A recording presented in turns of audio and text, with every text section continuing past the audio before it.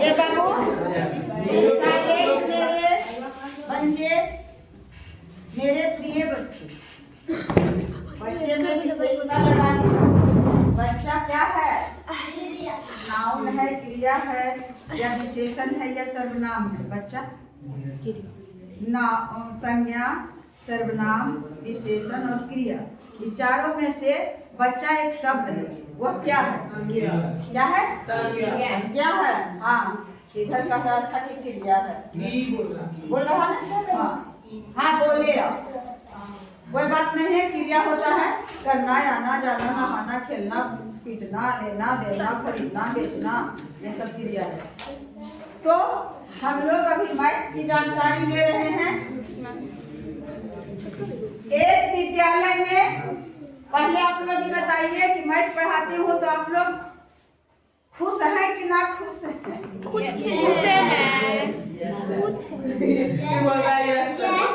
खुश में मतलब ये बात नहीं है, बात है कि हल्का सा ज्ञान मुझे है और उसको दे पाती हूँ तो समझा सकती, समझाने का तरीका समझ में आ जाता है तो फिर ठीक है, और एकदम बिल्कुल नहीं समझ में आता है तब नहीं ठीक है।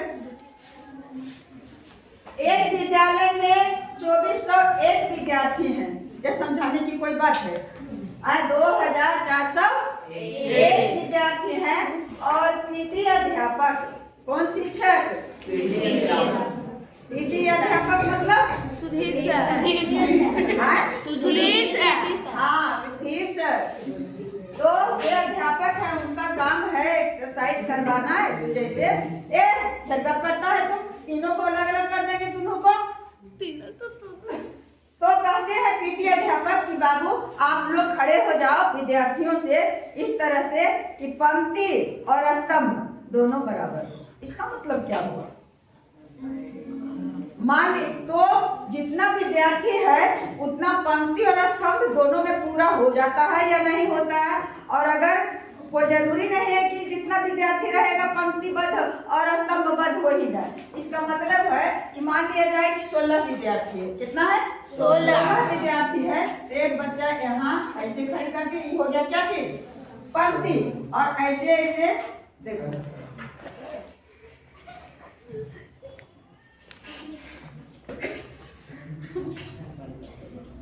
तो पंक्ति कई है और स्तंभ कितने हैं? 4।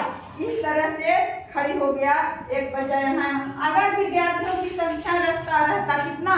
17, या रहता 18, या रहता 19, या रहता 20, या रहता 25, नहीं 21, 22 और 23 और 24 तक रहेगा तो वह पंक्ति, हाँ पंक्ति हो सकता है, लेकिन पंक्ति और स्तंभ दोनों कहाँ से होगा?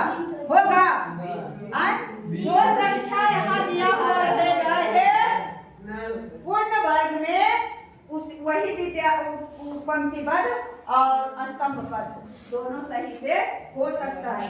तो अब यहाँ दिया हुआ है तो उस पर हम लोग चर्चा करें। ये किस तरह से खड़ी करने का के लिए कह रहे हैं अध्यापक, समझ में आ गया? अगर 25 विद्यार्थी है तो हम लोग खड़ी कर सकते हैं। ये हो गया क्या चीज? पंक्ति, दूसरा पंक्ति, तीसरा पंक्ति, खड़े हो जाओ बच्चा। चौथा पंक्ति, अब नीचे जगह नहीं है तो यहाँ खड़ी हो बाबू। टोटल कितने विद्यार्थी हुए? 25। तो इधर से करो तो बच्चा खड़ा हुआ है पंक्ति, तो पंक्ति बाद कितने बच्चे हैं? 8। और ऐसे ऐसे है तो स्तंभ है ना? तो ये कितने स्तंभ हैं? 5। तो इस तरह से यही है खड़ी करने का तरीका। इसी तरह से पीटी अध्यापक कह रहे हैं खड़े होने, तो 25 था, 16 था, तब तो समझ में आ गया है ना? लेकिन यहाँ क्या कह रहा है बच्चा? 2401 यानी 2500 में कुछ बच्चे ही कम हैं। तो इसको कह रहा है कि बच्चों आप लोग बच्चों को खड़ी कीजिए पंक्तिबद्ध और स्तंभबद्ध। इसका मतलब हुआ कि वर्गाकार की तरह। क्या हुआ? वर्गाकार की तरह। हल्ला नहीं बाबू। तो अब जो अज्ञात बात रहता है मैं बता दी हूँ कि अज्ञात को हम चर संख्याओं में मान करके बनाते हैं। तो कहता है यहाँ सिर्फ दिया हुआ है विद्यार्थियों की संख्या और पीटी अध्यापक उन्हें पंक्ति एवं स्तंभ में, पंक्ति और स्तंभ दिया हुआ है मान लेंगे। माना कि पंक्तियों क्या ज्यादा माना जाता है? ज्यादा क्या मानते हैं यक्स। यही पता नहीं है और पता क्या नहीं है? स्तंभ भी है पता नहीं पता है। और फिर माना कि स्तंभ की संख्या नहीं एक्स है। तो अब एक्स और एक्स दोनों है वर्गाकार में है। तो अगर दोनों है ऐसे हुआ जो क्या हुआ स्तंभ और ऐसे हुआ जो क्या हुआ पंक्ति।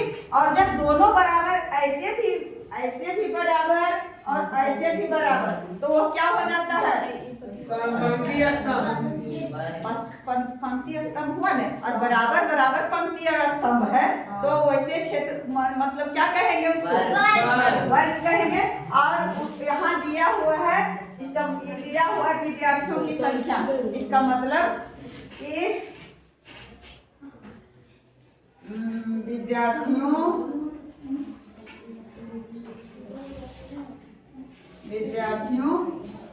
की संख्या यानी उसमें जो खड़ा है विद्यार्थी नहीं है वो। तो विद्यार्थियों की संख्या इसका मतलब वो कि क्षेत्रफल की जगह पर है क्षेत्रफल की जगह पर है संख्या बराबर हो जाएगा x गुना x यानी भुजा गुना भुजा होता है ना। और यह दिया हुआ है विद्यार्थियों की संख्या x गुने x बराबर क्या हो जाएगा बच्चे x स्क्वायर। या उलट करके हमें x का मान निकालना है तो x स्क्वायर बराबर लिख सकते हैं विद्यार्थियों की संख्या। और विद्यार्थियों की संख्या कितना है 2401। अगर इस तरह से लिखे तो कोई दिक्कत है? यही तो चीज लिखे विद्यार्थियों की संख्या बराबर x गुने x स्क्वायर यानी x स्क्वायर इसका बराबर इधर रहे या तो इसका बराबर इधर रहे तो x स्क्वायर बराबर यहीं पर इसको छोड़ दो रहने दो। यहाँ यही x गुने x का क्या कर दिया x स्क्वायर और बराबर विद्यार्थियों की संख्या। या तो एक लाइन और बढ़ा देते हैं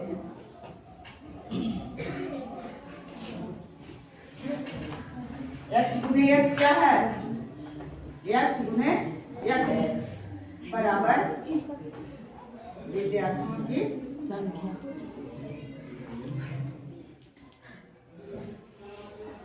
विद्यार्थियों की संख्या उसको लगाना पड़ेगा माथा बाबू।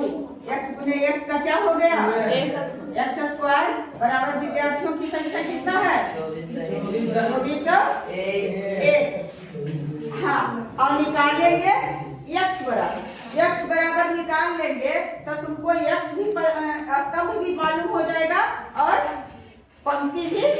याद रखना उसमें बताए थे क्या चीज समीकरण में अगर ई पट्टी चाहे उस तरफ स्क्वायर में रहेगा तो स्क्वायर अगर हटता है यानी स्क्वायर हटा दिए तो बराबर का इस तरफ का जो है वह अंडर रूट में हो जाता है है ना। तो क्या हो जाएगा बच्चा 2401। यहाँ पर समझने की बात है ना। x स्क्वायर यह जो है x माने भुजा गुने भुजा हुआ है ना।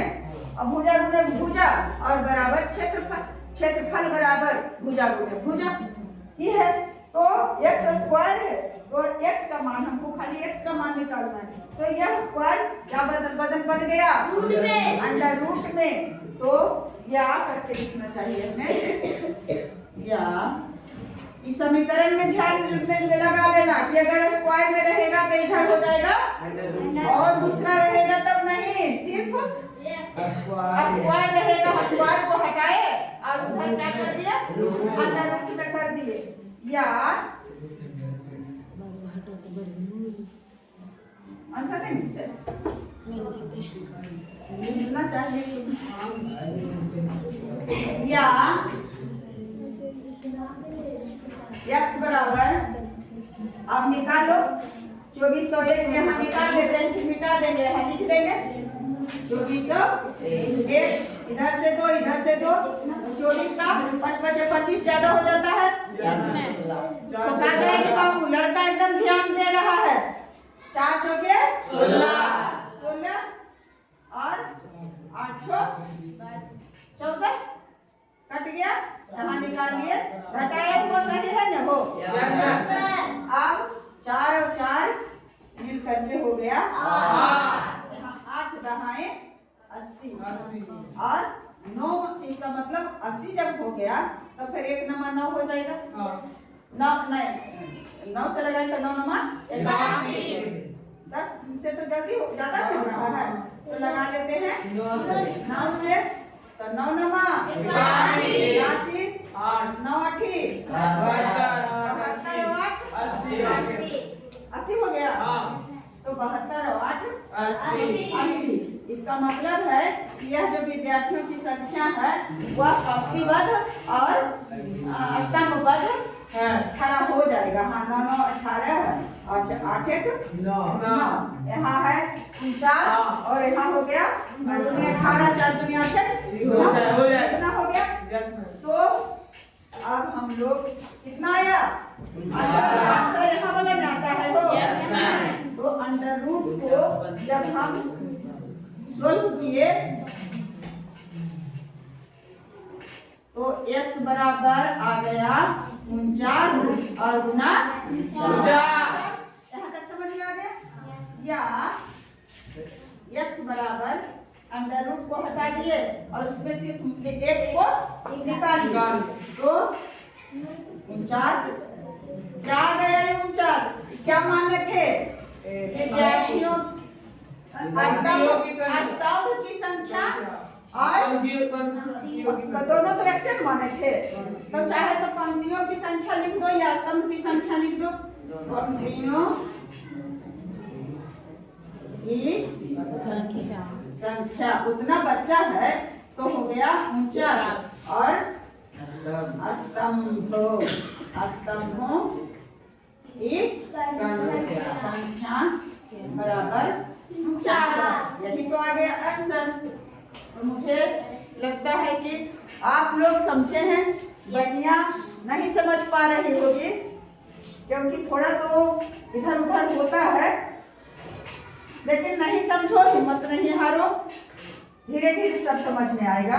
मैं इतना विश्वास दिलाती हूँ और आप लोग भी नहीं समझ में आवे अपने तरफ से तो पूरा कोशिश करती हूँ कि हमारे बच्चे सभी समझ जाएं और नहीं समझे तो मैं उसका किस्मत तो बदल नहीं सकती हूँ। हाँ मेहनत करने कठिन से कठिन मेहनत करने में कभी पीछे नहीं रहूँगी।